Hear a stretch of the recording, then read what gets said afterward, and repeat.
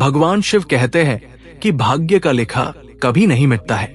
मित्रों, माता पार्वती ने एक बार भगवान शिव से मनुष्य के भाग्य को लेकर एक प्रश्न किया और कहा, हे प्रभु, मैं जानना चाहती हूँ कि क्या मनुष्य का भाग्य पहले से ही तय किया जाता है? दोस्तों, वीडियो शुरू करने से पहले मैं आपको बता दूं कि इसे देखने से ज्यादा सुनने में समझ आएगा, तो वीडियो को अंत तक जरूर सुने और कमेंट में हर हर महादेव जरूर लिखें। चलिए कथा में आगे बढ़ते हैं। तब मुस्कुराते हुए भगवान शिव बोले, हे देवी पार्वती, आपके प्रश्न का उत्तर देने से पूर्व मैं आपको एक कथा सुनाता हूं। आप इसे ध्यान से सुने। दोस्तों, भगवान शिव ही संसार के आदि और अनंत है। शिव के बिना मृत्यु भी अधूरी है, क्योंकि प्राणी के जीवन का अंतिम सत्य है मृत्यु, और मृत्यु के देवता है स्वयं भगवान शिव।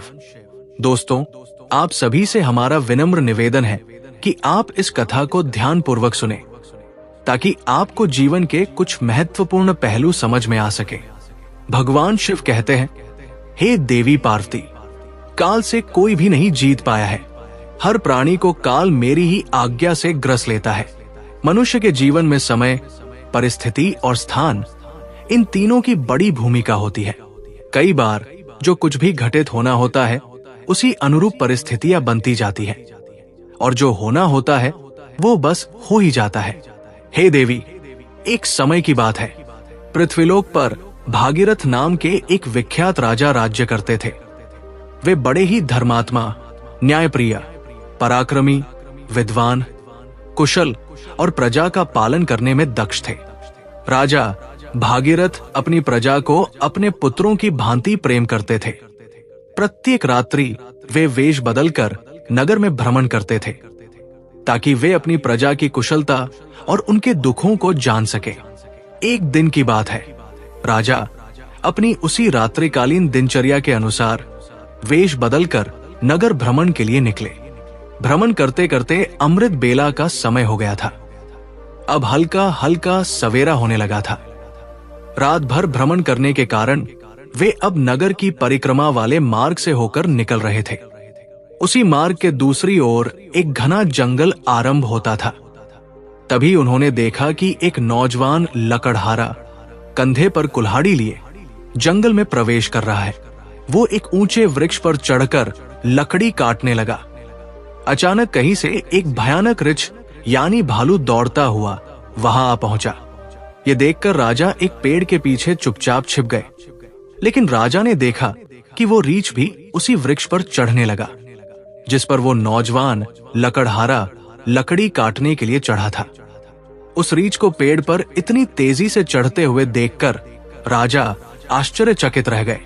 उन्होंने सोचा, ये कैसे संभव है? इतना भारी भरकम प्राणी वृक्ष पर कैसे चढ़ सकता है? क्योंकि सामान्य रीछ कभी वृक्ष पर नहीं चढ़ता, लेकिन ये तो किसी अद्भुत शक्ति से चढ़ रहा था। उधर जब उस नौजवान लकड़हारे ने रीछ को अपनी ओर तेजी से आता देखा, तो डर के मारे उसके हाथ पांव फूल गए। भय से कांपते हुए उसके हाथ से वृक्ष की टहनी छूट गई और वो धड़ाम से जमीन पर गिर पड़ा। जैसे ही वो गिरा, उसी क्षण उसके प्राण पखेरु उड़ गए। अब जब वो भयानक रीछ पेड़ से नीचे उतरा, तो अचानक वो देखते ही देखते एक सुंदर स्त्री का रूप धारण कर गया और पास ही स्थित एक कुएं के पास जाकर बैठ गया, मानो वो किसी का इंतजार कर रही हो। दोस्तों, राजा भागीरथ ये सब देखकर भीतर तक हिल गए थे। उन्हें अपनी आंखों पर विश्वास नहीं हो रहा था।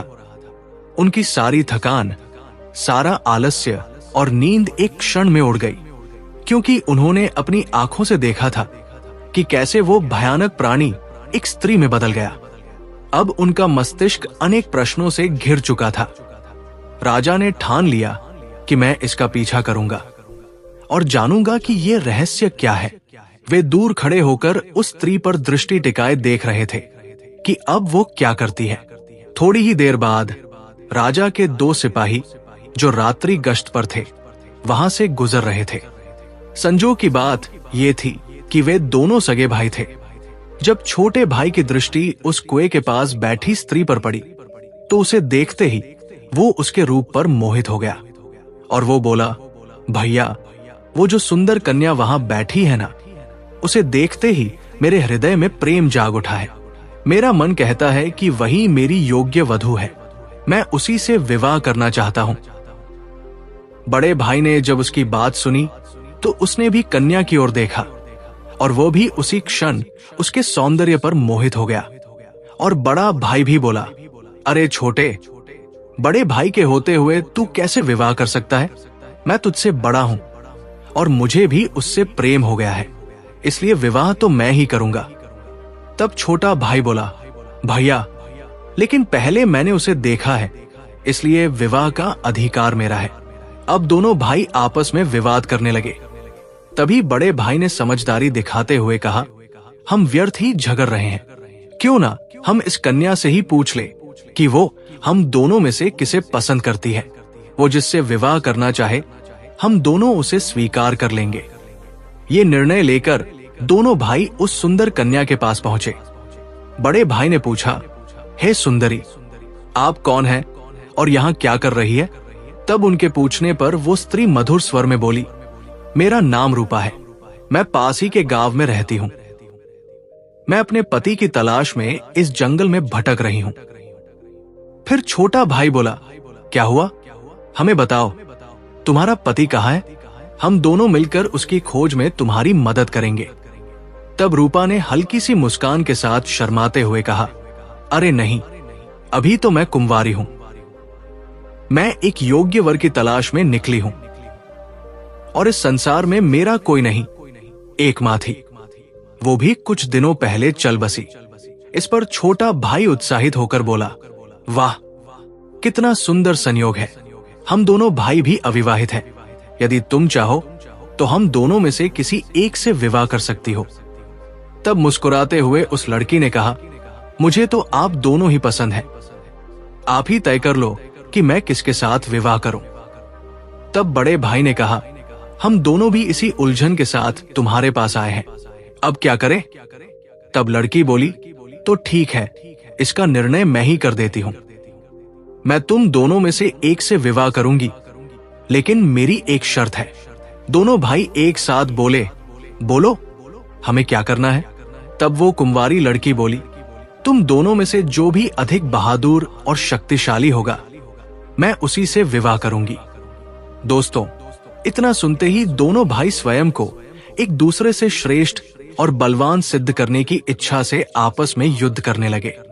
लड़ते लड़ते उन्होंने अपनी तलवारें निकाल ली और फिर छोटे भाई ने बड़े भाई के पेट में तलवार घुसेड़ दी और वही बड़े भाई ने भी पलटवार करते हुए छोटे भाई का गला काट दिया। इस प्रकार तड़प तड़प कर दोनों भाइयों ने अपने ही हाथों से प्राण गंवा दिए। तभी वो लड़की जोर से हंसने लगी और वहां से उठकर घने जंगल की ओर चल दी। वहीं दूसरी ओर राजा को एक और गहरा सदमा लगा। उन्होंने सोचा, इस स्त्री ने क्या कर दिया? ये तो कोई छलावा थी। अब ये आगे क्या करेगी? मुझे देखना चाहिए। ऐसा सोचकर राजा भी कुछ दूरी बनाकर गुप्त रूप से उसके पीछे चल दिए। मित्रों, अब सूर्य भगवान पूरी तरह उदय हो चुके थे, किंतु राजा भगीरथ एक रीछ के वृक्ष पर चढ़ने और फिर एक सुंदर कन्या के रूप में बदल जाने की विचित्र घटना को अपनी आंखों से देखकर भीतर तक हिल चुके थे। अब उन्हें न भूख का ध्यान था, न प्यास का, न ही राजपाट का। उन्हें तो केवल उस रहस्यमयी लड़की के विषय में जानने की तीव्र जिज्ञासा थी। राजा उस सुंदर स्त्री का पीछा करते हुए सावधानी पूर्वक लगभग 2 कोस दूर तक आ गए। अब आगे जो हुआ उसने राजा के आश्चर्य की सभी सीमाएं तोड़ दी, क्योंकि देखते ही देखते वही स्त्री अब फिर अपना रूप बदलकर एक जहरीले नाग में बदल गई और वो नाग बहुत तेजी से रेंगता हुआ आगे बढ़ने लगा। कुछ ही दूर एक नदी बह रही थी। वो नाग नदी किनारे पहुंचा और राजा की आंखों के सामने ही नदी में कूद पड़ा। नदी में एक नाव चल रही थी जिसमें 10-12 लोग सवार थे। वो नाग उसी नाव की ओर बढ़ा। राजा भगीरथ किनारे खड़े होकर ये सब देख रहे थे। नाग के नाव में कूदते ही उसमें अफरा तफरी मच गई। लोग डर के मारे अपनी जान बचाने के लिए नाव से पानी में कूदने लगे। इस भगदड़ में नाव भी पलट गई और जो लोग तैरना जानते थे वे किसी तरह नदी से बाहर निकल आए, लेकिन जो तैरना नहीं जानते थे वे डूबकर अपनी जान गंवा बैठे। दोस्तों, थोड़ी ही देर बाद वो नाग नदी से बाहर निकला और किनारे किनारे आगे बढ़ने लगा। राजा भगीरथ उसका पीछा करते रहे। फिर कुछ दूर जाने पर राजा को एक और आश्चर्य हुआ। वो नाग अब एक बार फिर अपना रूप बदल चुका था। अब वो एक वृद्ध गरीब ब्राह्मण के वेश में था। राजा ने सोचा, इस रहस्यमय प्राणी के विषय में जानकारी लेने का यही उचित समय है, क्योंकि इस समय वो एक वृद्ध ब्राह्मण के रूप में था। इसलिए राजा ने सोचा, अब मुझे इससे कोई खतरा नहीं होगा, मैं इसके पास आसानी से पहुंच सकता हूं। यही सोचकर राजा शीघ्रता से उस रहस्यमयी ब्राह्मण की ओर बढ़ने लगे। राजा तो उसके छलावे और रहस्यमयी चालों का पहले से ही पीछा कर रहे थे। अब वो तेज कदमों से चलते हुए उस ब्राह्मण के पास पहुंचे। उन्होंने हाथ जोड़कर विनम्रता से प्रणाम किया। उस वृद्ध ब्राह्मण ने भी हाथ उठाकर अभिवादन स्वीकार किया और उन्हें आशीर्वाद दिया। तब राजा ने समीप जाकर पूछा, हे ब्राह्मण देव, आप कौन हैं? तब उस ब्राह्मण ने बड़े आश्चर्य के साथ उत्तर दिया, क्या तुम्हें दिखाई नहीं देता? मैं एक ब्राह्मण हूं और साथ ही एक वैद्य भी। अभी मुझे बहुत शीघ्रता से राजमहल पहुंचना है, क्योंकि वहां के राजा संकट में हैं और उन्हें एक कुशल वैद्य की आवश्यकता है। उस ब्राह्मण की बात सुनकर राजा स्तब्ध रह गए। उनका शरीर पसीने से भीग गया। अब उनका धैर्य टूटने लगा। दोस्तों, भगवान शिव माता पार्वती से कहते हैं, हे देवी, ऐसा क्यों न हो, क्योंकि हर मनुष्य अपनी मृत्यु से डरता है और जब मृत्यु ही उसके सामने खड़ी होकर उससे बात कर रही हो तो भय तो होगा ही। राजा अब अत्यंत डर चुके थे, किंतु उन्होंने साहस जुटाया और दृढ़ स्वर में बोले, हे विप्र, कुछ तो सत्य कहिए। ऐसे झूठ बोलना ब्राह्मण को शोभा नहीं देता। इसके लिए आपको दंड भी मिल सकता है, यहां तक कि सूली पर भी चढ़ाया जा सकता है। और हां, मैं आपको बताना चाहता हूं कि यहाँ के राजा मेरे मित्र हैं और वे पूर्णतः स्वस्थ हैं। ये सुनकर ब्राह्मण मंद मुस्कान के साथ बोला, मैं सब जानता हूं। तुम व्यर्थ मेरा समय नष्ट कर रहे हो। मैं जो भी हूं उससे तुम्हें क्या लेना देना? तुम अपने काम से काम रखो। राजा ने अब अपनी आवाज ऊंची करते हुए कहा, हे ब्राह्मण, आप पुनः असत्य बोल रहे हैं। आप ब्राह्मण नहीं हैं। आप वो नहीं हैं जो मुझे प्रतीत हो रहे हैं। जब तक मैं सच्चाई नहीं जान लेता तब तक मैं आपका पीछा नहीं छोड़ सकता। आपको सच बताना ही पड़ेगा। फिर से मंद मुस्कान के साथ वो ब्राह्मण बोला, हे युवक, मैं एक ब्राह्मण ही हूं। मुझे जाने दो, नहीं तो यहाँ के राजा की मृत्यु का कारण तुम बनोगे और इसका पछतावा तुम्हें जीवन भर रहेगा। ब्राह्मण के मुख से ऐसी बातें सुनकर राजा को क्रोध आ गया। उन्होंने अपनी गुप्त तलवार निकाल ली और बोले, अब आप झूठ नहीं बोल सकते। मैं तब से आपका पीछा कर रहा हूं जब आप ऋच का रूप धारण किए हुए थे। आपने उस युवक लकड़हारे को मार डाला, फिर एक सुंदर स्त्री बनकर 2 सिपाही भाइयों को एक दूसरे के हाथों मरवा दिया। फिर आप विशैला नाग बनकर नदी में कूदे और उस नाव पर चढ़ गए जिसमें कई यात्री सवार थे। आपकी दहशत के कारण भगदड़ मची, नाव पलट गई। जो तैरना जानते थे वे तो बच निकले, लेकिन बाकी सभी डूबकर मर गए। और अब आप वृद्ध ब्राह्मण का रूप धारण करके नई चाल चल रहे हैं। इसलिए हे ब्राह्मण, अब सत्य कहो, तुम कौन हो? राजा की तीखी बातें और तलवार की नोक देखकर भी वो ब्राह्मण शांत रहा और बोला, हे युवक, यदि मैं न बताऊं तो तुम क्या कर लोगे? राजा ने तलवार को उसके और निकट कर लिया और बोले, अब तुम परिणाम भुगतने के लिए तैयार हो जाओ, क्योंकि अब तुम कई लोगों की हत्या करने के दोषी हो। इसलिए तुम्हें राजदरबार में प्रस्तुत कर सूली पर चढ़ाया जाएगा। तुम नहीं जानते कि ये सम्राट भगीरथ का राज्य है, जो एक न्यायप्रिय और प्रजावत्सल राजा है। तुम यहाँ से जीवित वापस नहीं जा सकते। इसलिए तुम्हारी भलाई इसी में है कि अपने असली रूप में आओ और अपनी सच्चाई मुझे बताओ। दोस्तों, तब भगवान शिव कहते हैं, हे देवी पार्वती। राजा की ऐसी बातों को सुनकर वो वृद्ध ब्राह्मण जोर जोर से ठहाके लगाकर हंसने लगा और बोला, हे राजन, मैं जानता हूं कि ये नगरी सम्राट भगीरथ की है, जो एक महान प्रतापी और धर्मनिष्ठ राजा है, और मैं ये भी जानता हूं कि वो तुम ही हो, विश्व विख्यात सम्राट भगीरथ। किंतु अब तुम भी एक बात जान लो, तुम मुझे नहीं मार सकते, बल्कि एक दिन ऐसा आएगा जब मैं ही तुम्हें मरने के लिए विवश कर दूंगा। अब तो राजा के होश ही उड़ गए। ब्राह्मण की इस प्रकार की बात सुनकर राजा भगीरथ के हाथ से तलवार छूटकर नीचे गिर गई। वे हाथ जोड़कर चुप हो गए और मन ही मन सोचने लगे, जिसने इस रूप में भी मुझे पहचान लिया, वो कोई साधारण मानव तो हो ही नहीं सकता। तभी राजा विनम्र होकर बोले, हे ब्राह्मण, अब जब आपने मुझे पहचान ही लिया है तो कृपा करके ये भी बताएं कि आप वास्तव में कौन हैं। तब वो ब्राह्मण बोला, हे राजन, किसी ने सत्य ही कहा है कि संसार में 4 हट सबसे बलवान होते हैं, राजहट, बालहट, स्त्रीहट और योगहट। तुम राजा हो, इसलिए राजहट पर अड़े हो। अब तुम बिना मेरी सच्चाई जाने रह ही नहीं सकते, ये भी मैं जानता हूं। इसलिए अब ध्यान से सुनो, मैं कौन हूं और मैं तुम्हारी राजधानी में क्यों आया हूं। तब उस वृद्ध ब्राह्मण ने बताना आरंभ किया और कहा, हे राजन, अब तुम्हें मैं अपनी पहचान बताता हूं। मेरा नाम काल है। तुम जानते हो कि संसार में जितने भी प्राणी जन्म लेते हैं उनकी मृत्यु निश्चित होती है। इसीलिए इस धरती को मृत्यु लोक कहा जाता है। जब कोई प्राणी माता के गर्भ में आता है तो उसी समय उसका भाग्य लिखा जाता है। नियति के अनुसार आत्मा शरीर में प्रवेश करती है और वह जीवित होता है। उसी क्षण उसकी मृत्यु का समय, स्थान और कारण भी विधाता द्वारा निश्चित कर दिया जाता है। जब किसी प्राणी की मृत्यु का समय आता है तो भगवान शिव ही धर्मराज को इसकी सूचना देते हैं, क्योंकि सभी प्राणियों की मृत्यु का निर्णय शिव जी के पास होता है। धर्मराज शिव जी से आज्ञा प्राप्त कर मुझे यानी काल को आदेश देते हैं कि अब जाओ और उस प्राणी के प्राण हर लो। तब मैं मृत्यु लोक में आता हूं।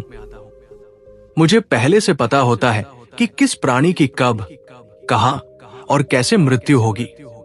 इसलिए मैं उस प्राणी को निश्चित समय पर निश्चित स्थान पर पहुंचा देता हूं, वहां जहां उसकी मृत्यु सुनिश्चित हो। और जिस प्रकार उसकी मृत्यु विधाता ने लिखी होती है, मैं उसी प्रकार की परिस्थितियां और घटनाएं वहां उपस्थित कर देता हूं। इसलिए हे राजन, सुनो, उस लकड़हारे को मैंने नहीं मारा था। तब राजा ने आश्चर्य से पूछा, हे विप्र, आप ये कैसे कह सकते हैं? मैंने स्वयं अपनी आंखों से देखा है कि उस लकड़हारे की मृत्यु का कारण आप ही बने थे। तब ब्राह्मण यानी काल ने कहा, हाँ, कारण तो मैं ही बना था, लेकिन सांसारिक लोग तो यही समझते हैं कि लकड़हारा पेड़ से गिरकर मरा, जबकि वह तो मेरी योजना का हिस्सा था। उसकी मृत्यु पेड़ से गिरकर होनी निश्चित थी, इसलिए मुझे वो रूप धारण करना पड़ा। सोचो, अगर मैं असल में वृद्ध होता तो क्या कभी पेड़ पर चढ़ पाता?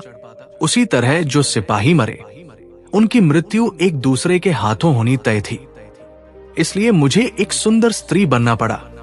फिर जो लोग नाव में डूबकर मरे, उनकी मृत्यु जल में डूबने से होनी निश्चित थी, इसलिए मैंने एक भयानक नाग का रूप धारण किया, जिससे वे सभी अपनी मृत्यु तक पहुंचे। हे राजन, अब आप समझ ही गए होंगे कि मैं कौन हूं और आपकी नगरी में क्यों आया हूं। समय, स्थान और परिस्थिति, ये तीनों ही एक प्राणी की मृत्यु में मुख्य भूमिका निभाते हैं। राजा गंभीर हो गए और बोले, हे विप्र, आपने मुझे जो ज्ञान दिया उसके लिए मैं आपका आभार व्यक्त करता हूं। लेकिन मेरे मन में एक और प्रश्न है। आपने थोड़ी देर पहले कहा था कि इस नगर के राजा की मृत्यु होने वाली है, किंतु मैं तो आपके सामने जीवित खड़ा हूं। तब काल मंद स्वर में बोले, हे राजन, मृत्यु तो हो चुकी है, वो मृत्यु तुम्हारे छोटे भाई चित्रांगद की थी, जो तुम्हारी अनुपस्थिति में राजगद्दी पर बैठा था। शत्रु राज्य के एक गुप्तचर ने उस पर बाण चला दिया, और क्योंकि तुम्हारे राज्य के नियमों के अनुसार तुम्हारी अनुपस्थिति में वही राजा माना जाता है जो गद्दी पर बैठा हो, इसीलिए मृत्यु राजा की ही मानी गई और तुम यहां मेरे साथ व्यर्थ की उलझनों में पड़े रहे। भगवान शिव कहते हैं, हे देवी पार्वती, जब राजा भगीरथ को यह ज्ञात हुआ तो वे बहुत दुखी हुए और सोचने लगे, मैंने ये क्या कर दिया। तब ब्राह्मण रूपी काल ने कहा, हे राजन, ये सब तो पूर्व निर्धारित था। तुम तो केवल इस नाटक के एक पात्र हो। जो होना होता है वो होकर ही रहता है। अब शोक करने से कुछ नहीं बदलेगा। तुम्हारी आयु अभी शेष है। अब तुम लौट जाओ और अपना राज्य संभालो। तब राजा बोले, हे यमदूत, मुझे क्षमा करें, मैं आपको पहचान नहीं सका, लेकिन अब मैं एक अंतिम प्रश्न पूछना चाहता हूं। क्या आप मेरी मृत्यु के विषय में बता सकते हैं? तब ब्राह्मण मुस्कुराते हुए बोले, पूछो राजन, मैं तुम्हारी शंका दूर कर दूंगा। तब राजा बोले, क्या आप मुझे ये बता सकते हैं कि मेरी मृत्यु कब होगी? तब यमदूत ने कहा, नहीं, एक सामान्य व्यक्ति के लिए ये बात जब तक गुप्त रहती है तभी तक वो इस संसार में विलीन होकर जी सकता है, अन्यथा वो मृत्यु से पहले ही पल पल तड़प तड़प कर मरता है। क्योंकि चिंता और चिता में कोई अंतर नहीं है। चिता तो केवल एक ही बार शव को भस्म कर देती है, किंतु चिंता हर पल मन और शरीर को जलाती है। दोस्तों, लेकिन राजा के घोर हठ के कारण ब्राह्मण ने कहा, हे राजन, जिस प्रकार से तुमने मेरे साथ रहकर दूसरों की और अपने छोटे भाई की मृत्यु के विषय में सुनकर भी धैर्य नहीं छोड़ा, उससे मुझे प्रतीत होता है कि तुम एक ज्ञानी और धैर्यवान पुरुष हो। इसलिए मैं तुम्हें तुम्हारी मृत्यु के विषय में बताता हूं। हे राजन, ध्यान पूर्वक सुनो।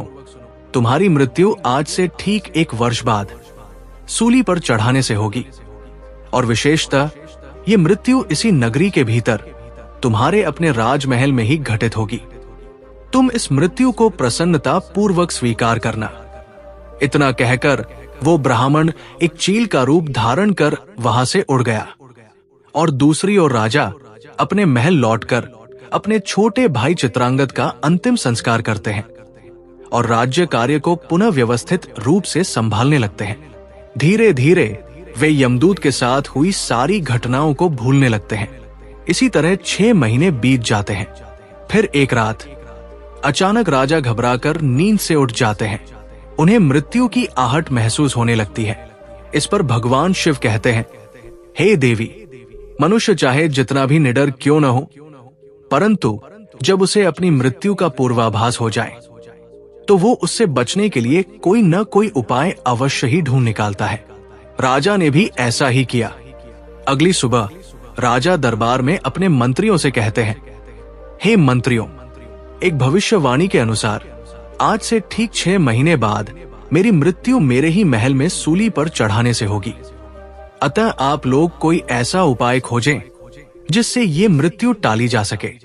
कुछ समय बाद एक प्रमुख मंत्री ने सुझाव दिया, महाराज, यदि हम राज्य भर से सभी नुकीली वस्तुओं जैसे सूली, भाले, चाकू, कटार आदि का पूर्णतः बहिष्कार कर दें और उन्हें राजनगर से बाहर निकाल दें, तो शायद आपको सूली पर चढ़ाया ही न जा सके। मंत्री की ये सलाह राजा को और अन्य सभासदों को भी पसंद आती है और वे वैसा ही करते हैं। दोस्तों, राजा भगीरथ अब थोड़े शांत हो जाते हैं, किंतु मृत्यु का भय उनके भीतर अब भी जीवित रहता है। इस भय के कारण अब उन्हें नींद नहीं आती और वे मन को बहलाने के लिए नए नए शौक अपनाने लगते हैं। इसी तरह दिन बीतते हैं और वह दिन भी आ जाता है जिसके अगले दिन भविष्यवाणी के अनुसार राजा की मृत्यु होनी थी। अब राजा और भी अधिक व्याकुल हो जाते हैं। उन्हें समझ नहीं आता कि क्या करें।